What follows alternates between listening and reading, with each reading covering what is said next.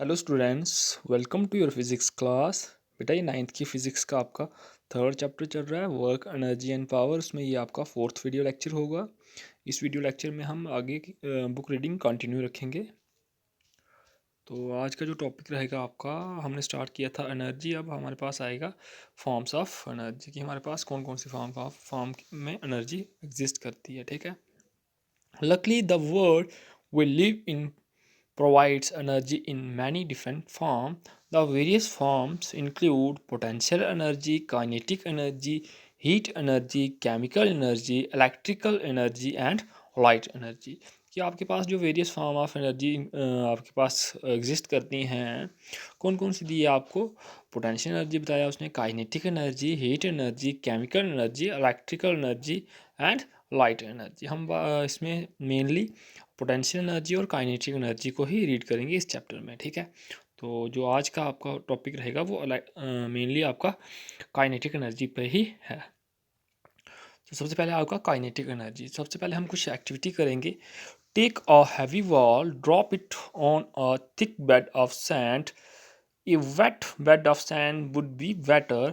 Drop the wall on the same bed from height of about 25 centimeter. The wall creates a depression। क्या कह रहा है कि आपको एक वॉल लेनी है, हैवी वॉल लेनी है, और उसको आपने कुछ हाइट के ऊपर लेके चलना है, और नीचे आपने क्या करना है, एक सैंड जो आपके पास है वेट सैंड रखनी है आपने। ठीक है, और आपने वॉल को एक हाइट के ऊपर लेके चलना है। जैसे मैं आपको डायग्राम बता देता हूँ। मान लो आपने कुछ यहाँ पे सैंड रखी हुई है, और आपने क्या करना है, एक बॉल लेके चलना है यहाँ पे हाइट के ऊपर।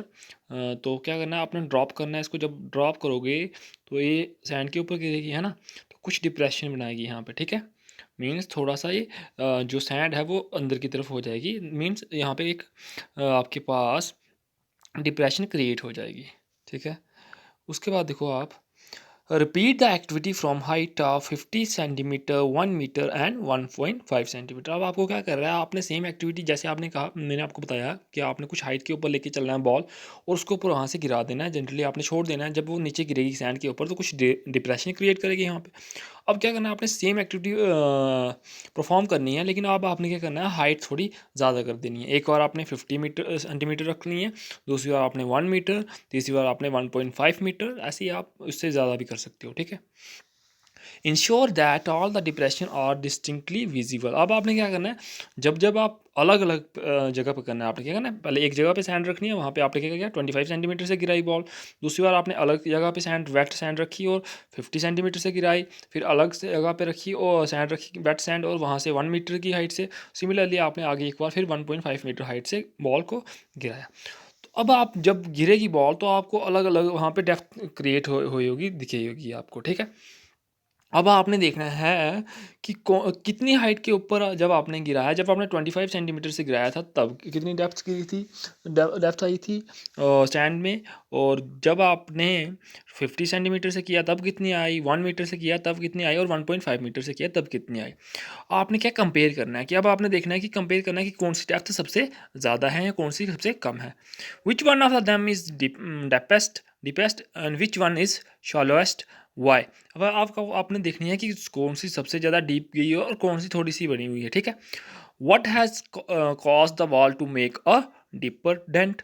अब आपको बोल रहा है कि आप वहाँ पे क्या काज आया कि सेम क्यों नहीं बना, वो जो डेप्थ आई वहाँ पे डिप्रेशन क्रिएट हुई वो सेम क्यों नहीं हुई, अलग अलग क्यों हुई, है ना।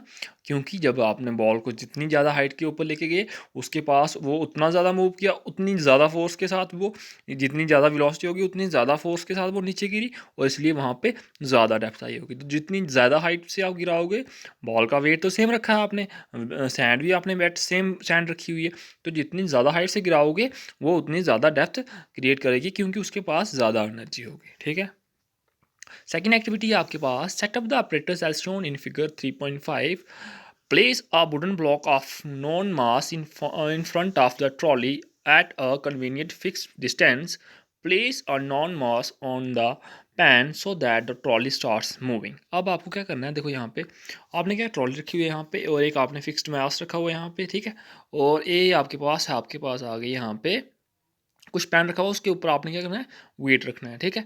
जैसे ही आप यहाँ पे वेट रखोगे तो क्या होगा, ये जो ये आपके पास जो है ट्रॉली, ये मूव करेगी, क्योंकि ये जितना आप वेट रखोगे तो वो ये नीचे की तरफ आएगा, है ना। ये नीचे की तरफ आएगा तो ये इस तरफ मूव करेगा, है ना।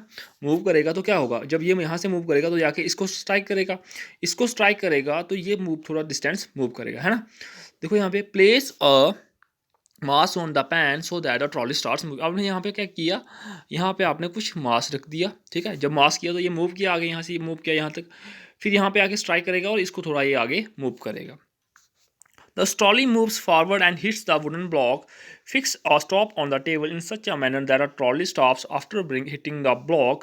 The block gets displaced. Note down the displacement of the block. This means work is done on the block by the trolley as the block has gained energy. From where does this energy come? Repeat the activity by increasing the mass on the pan, in which case is the displacement more, in which case the work done more. क्या कह रहा है आपको कि आपने क्या करना है, अब यहाँ पे आपने इसी एक्टिविटी को बार बार करना है, ठीक है। अब आपने क्या करना है, मास थोड़ा बढ़ाते जाना है। जितना जितना बढ़ाते जाओगे ये ट्रॉली फिर मूव करेगी, आपने थोड़ा मास बढ़ाया, ये ट्रॉली फिर मूव की, इसको स्ट्राइक किया, थोड़ा डिस्टेंस आया, इसमें और मास ऐड किया, फिर ट्रॉली यहाँ पे आई, फिर वहाँ से मूव किया, ये जैसे ही आप मास रखोगे तो ट्रॉली मूव करेगी, फिर ये डिस्प्लेसमेंट कुछ ना कुछ डिस्टेंस मूव करेगा, है ना। अब आपने बताना है, देखो आप जितना ज़्यादा वेट रखते जाओगे, यहाँ पे मास जितना ज़्यादा रखते जाओगे तो क्या होगा, तो आपकी ये ट्रॉली ज़्यादा मूव करेगी, और ज़्यादा वेलोसिटी से मूव करेगी तो यहाँ पे डिस्प्लेसमेंट भी ज़्यादा आएगी। क्यों, क्योंकि इसके पास ज़्यादा फोर्स आएगी, जी ज़्यादा फोर्स से जब स्ट्राइक करेगी तो क्या होगा, यहाँ पे वर्क ज़्यादा होगा। तो जितना ज़्यादा वेट यहाँ पे रखोगे, जब आप कंपेयर करोगे तो जब आपने सबसे ज़्यादा वेट रखा होगा तो अब ये सबसे ज़्यादा, ये मास जो है, ये वुडन ब्लॉक है, ये सबसे ज़्यादा डिस्टेंस मूव करेगा। अब देखो नेक्स्ट इसका, in this activities the moving trolley does work and hence it possesses energy. इसमें देखो जब ट्रॉली यहाँ पे डिस्टेंस मूव कर रही थी, है ना, और जो वुडन ब्लॉक था वो मूव कर रहा था, इसका मतलब यहाँ पे वर्क हो रहा है। और वर्क कब होता है, जब किसी ऑब्जेक्ट के पास एनर्जी हो, तो इसका मतलब ट्रॉली के पास एनर्जी थी, है ना, तभी तो वो काम कर रही थी। A moving object can do work, an object moving faster can do more work than an identical moving object moving relatively slow. क्या कह रहा है, जितना ऑब्जेक्ट ज़्यादा स्पीड से मूव कर रहा होगा वो उतना ज़्यादा वर्क करेगा उस किससे, जो उससे कम स्पीड में चल रहा होगा ऑब्जेक्ट, है ना। A moving bullet, blowing wind, और rotating wheel, a speedy stone can do work. क्या कह रहा है, एक मूविंग बुलेट जो होती है वो भी कुछ काम कर सकती है, ब्लोइंग विंड भी काम करती है, और रोटेटिंग व्हील और speeding stone can do work. How does a bullet the target, how does the wind move the blades of a wind mill. अब आपको पूछ रहा है कि जो विंड मिल के ब्लेड्स हैं उनको विंड कैसे मूव करती है ना, क्योंकि जैसे ही विंड उसमें स्ट्राइक करती है तो क्या करती है, वो फोर्स अप्लाई करती है। फोर्स अप्लाई करने के बाद क्या होता है, जो उसके विंड मिल के ब्लेड्स होते हैं वो मूव करते हैं, है ना। फोर्स अप्लाई हुई, विंड मिल के जो ब्लेड्स हैं वो मूव किए, मींस डिस्प्लेसमेंट आई उनमें, तो यहाँ पे भी कुछ वर्क हुआ। Object in motion possess energy, we call this energy kinetic energy. क्या कह रहा है कि ऑब्जेक्ट इन, जो ऑब्जेक्ट मोशन में होते हैं ऑब्जेक्ट, वो कुछ एनर्जी पोजेस करते हैं और हम उस एनर्जी को क्या कहते हैं, kinetic energy. A falling coconut, a speeding car, a rolling stone, a flying aircraft, flowing water, blowing wind, और running athlete etcetera possess kinetic energy. अब जितने भी ऑब्जेक्ट मोशन में हैं वो कौन सी एनर्जी को पोजेस करते हैं, kinetic energy. In short, kinetic energy is the energy possessed by an object due to its motion. तो यहाँ पे आपको डेफिनेशन दे दी उसने, ऑब्जेक्ट काइनेटिक एनर्जी यहाँ से लेके यहाँ तक क्या दी, kinetic energy is the energy possessed by an object due to its motion. क्या होती है काइनेटिक एनर्जी, यो ऑब्जेक्ट किस वजह से पोजेस कर रहा है, ड्यू टू इट्स मोशन, कि वो मोशन की वजह से जो एनर्जी वो पोजेस कर रहा है उसको हम क्या बोलते हैं, kinetic energy. The kinetic energy of an object increases with its speed, कि जैसे ऑब्जेक्ट की स्पीड बढ़ती जाएगी काइनेटिक एनर्जी भी बढ़ती जाएगी उस ऑब्जेक्ट की, है ना। तो काइनेटिक एनर्जी क्या है, जो मोशन की वजह से ऑब्जेक्ट के पास एनर्जी आई है वो क्या है, काइनेटिक एनर्जी। और काइनेटिक एनर्जी स्पीड के साथ इंक्रीज करती है, जितनी ज़्यादा स्पीड होगी उतनी ज़्यादा उसके पास काइनेटिक एनर्जी होगी। तभी तो आपके पास मूविंग ऑब्जेक्ट, जैसे आपने ज़्यादा हाइट पे रखा था तो वो जब मूव कर रहा है तो उसकी स्पीड ज़्यादा बढ़ रही है, उसके पास एनर्जी ज़्यादा आ रही है, इसलिए वहाँ पे डेप्थ ज़्यादा आ रही है। और जो ऑब्जेक्ट थोड़ा कम हाइट से फेंका आपने, उसके पास काइनेटिक एनर्जी कम आई, क्योंकि उसकी स्पीड उतनी ज़्यादा नहीं बढ़ पाई, तो इसलिए वहाँ पे डेप्थ भी कम आई, मीन्स वर्क भी कम हुआ था। How much energy is possessed by a moving body by virtue of its motion. By definition, we can say that that the kinetic energy of a moving body with a certain velocity is equal to the work done on it to make it acquire that velocity. कि kinetic energy कितनी होती है moving object के पास, कितनी कि कितनी होती है जितना उस पर वर्क आया हुआ हो उस वेलोसिटी को गेन करने में, है ना. मीन्स जितनी ज़्यादा वेलोसिटी होगी, है ना, क्या कह रहा है वो, equal to it make acquire that velocity की जितनी वेलोसिटी ऑब्जेक्ट के पास है ना, तो उसके पास काइनेटिक एनर्जी कितनी होगी जितना उस पर काम हुआ है उस वेलोसिटी को गेन करने में, है ना. मान लो आपके पास 5 मीटर पर सेकेंड की वेलोसिटी है ऑब्जेक्ट की, तो वो वेलोसिटी गेन करने में जितना ऑब्जेक्ट पे काम हुआ है तो वो उसका क्या होगा, काइनेटिक एनर्जी का मैग्नीट्यूड. अब हम इसको एक रिलेशन बनाएंगे, इक्वेशन बनाएंगे, इसके थ्रू हम फाइंड करेंगे कि काइनेटिक एनर्जी को आप कैसे फाइंड कर सकते हो. Let us now express the kinetic energy of an object in the form of an equation. हम अब क्या करेंगे, इक्वेशन की फॉर्म में काइनेटिक एनर्जी को लिखेंगे. ठीक है. Consider N object of mass m moving with a uniform velocity u. हमने क्या कर दिया कि हमने बोल दिया कि हमारे पास एक ऑब्जेक्ट है जिसका मास m है और वो यूनिफॉर्म वेलोसिटी u से मूव कर रहा है. ठीक है. Let it now be displaced through a distance s through s distance s when a constant force f act on it in the direction of its displacement. अब क्या कह दिया उसने कि ये ऑब्जेक्ट मूव किया, इस ऑब्जेक्ट ने कितना s डिस्टेंस मूव किया जब इस पे f फोर्स अप्लाई हुई किस डायरेक्शन में, डिस्प्लेसमेंट की डायरेक्शन में. The work done w is, तो यहाँ पे वर्क डन कितना होगा, हमने वर्क डन को पहले बताया product of force into displacement, तो क्या होगा F इंटू एस. तो आपके पास वर्क डन क्या आ गया, W इक्वल टू क्या होगा F इंटू एस. ठीक है. तो product of force and displacement. The work done on the object will be cause a change in its velocity. जब वर्क डन हुआ तो ऑब्जेक्ट क्या करेगा, उसकी वेलोसिटी में चेंज आएगा कुछ. ठीक है. Let its velocity change from u to v. अब हमने क्या कह दिया, u आपके पास इनिशियल वेलोसिटी थी, अब जब उस पर कुछ काम हुआ तो उसकी वेलोसिटी चेंज होगी, तो अब वेलोसिटी आ गई उसकी v. Let a be the acceleration produce. तो अब हमने बोल दिया कि जो एक्सेलरेशन कितनी आई इसमें, a एक्सेलरेशन आ गई.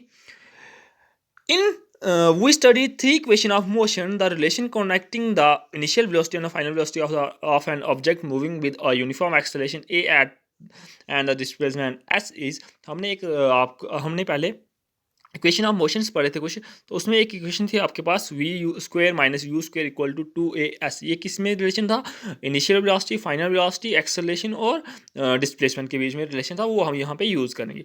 अब हमारे पास है v square minus u square equal to 2as, तो यहाँ पे s की वैल्यू आएगी v square minus u square divided by 2a. ठीक है.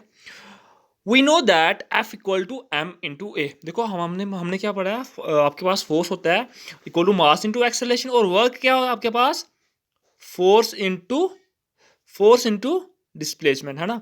वर्क आपके पास है फोर्स इंटू डिस्प्लेसमेंट s, और s की वैल्यू आपने यहाँ पे भी निकाल लिया. तो हम लिखेंगे देखो w equal to M A, क्योंकि एम ए की फोर्स की वैल्यू आपके पास m है और s की वैल्यू हम यहाँ पे लिखेंगे ये. ठीक है. तो एम ए आपके पास आ गई फोर्स की वैल्यू और ये आपके पास आ गई s की वैल्यू यहाँ से. ठीक है.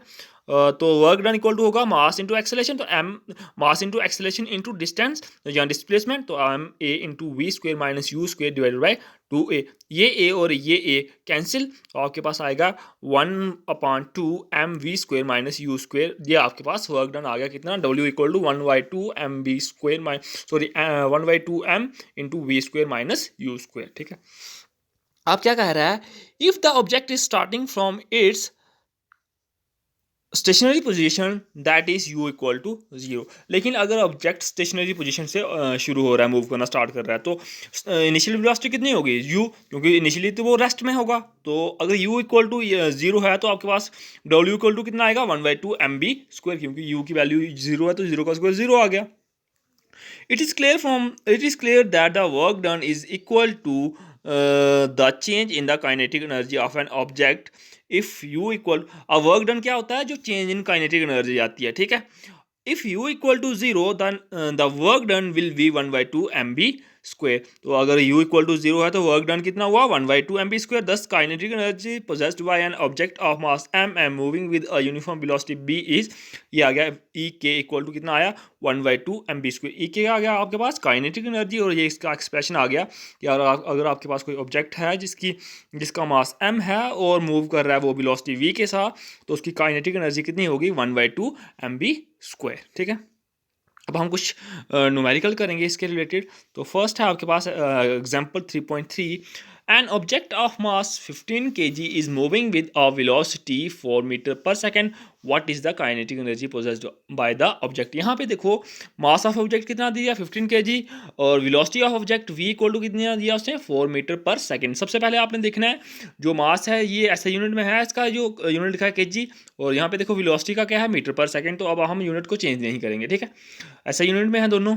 तो देखो इनिशियल सॉरी काइनेटिक एनर्जी क्या होगी 1/2 mb स्क्वायर। तो यहाँ पे 1/2 m की जगह आएगा 15 kg इंटू वी स्क्वायर होगा, means 4 metre per second into 4 metre per second. तो ये आ गया आपके पास 120 जूल। तो the kinetic energy of the body is 120 joule. तो हमने बता दिया कि अगर आपके पास एक ऑब्जेक्ट है जो 15 kg जिसका मास है और वो मूव कर रहा है velocity in uniform velocity 4 metre per second की, तो इसकी काइनेटिक एनर्जी कितनी आई आपके पास 120 जूल। ठीक है, सिमिलरली अब हम नेक्स्ट जो आपका ये एग्जाम्पल है 3.4, what is the work done to be done to increase the velocity of a car from 30 kilometre per hour to 60 kilometre per hour if the mass of the car is 1500 kg। तो आपको इसने बता दिया कि कितना काम होगा, आपने बताना है कि कितना काम होगा वेलोसिटी कार की वेलोसिटी को इंक्रीज करने के लिए, कहाँ से 30 किलोमीटर पर आवर से 60 kilometre per our.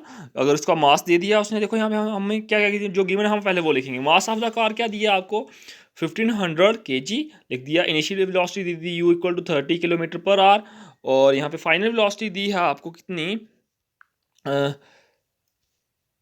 Initial velocity ये दे दी थी और फाइनल वेलोसिटी दी थी उसने आपको,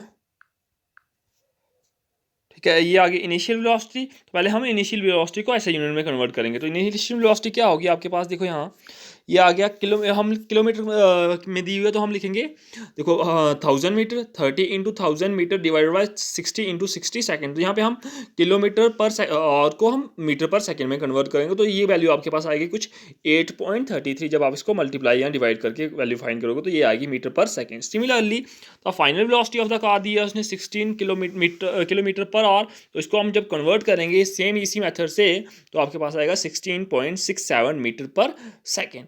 Therefore the initial kinetic energy of the car कितनी आएगी 1/2 m u स्क्वायर, क्योंकि इनिशियल वेलोसिटी यूज करेंगे। तो ये आपके पास यहाँ पे जब आपने इन वैल्यूज को मल्टीप्लाई करोगे तो आपके पास ये वैल्यू आएगी 52041.68 joule. And the final kinetic energy of the car क्या होगी जब उसकी वेलोसिटी चेंज हुई है, तो यहाँ पे 1/2 mb स्क्वायर यूज करेंगे और v की वैल्यू क्या होगी 16.67।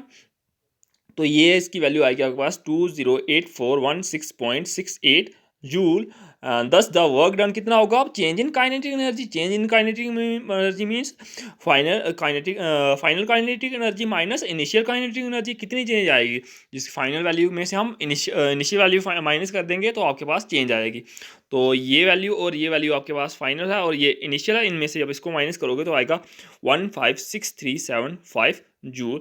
ये आपका सोल्यूशन होगा इसका। तो ये होगा आपके पास work done 30 kilometre per hour की वेलोसिटी से चेंज करने, मीन्स कार की वेलोसिटी को इंक्रीज करने में 30 किलोमीटर पर आवर से 60 किलोमीटर पर आवर चेंज करने में। तो ये आपके पास वर्क डन आया होगा। Thank you students.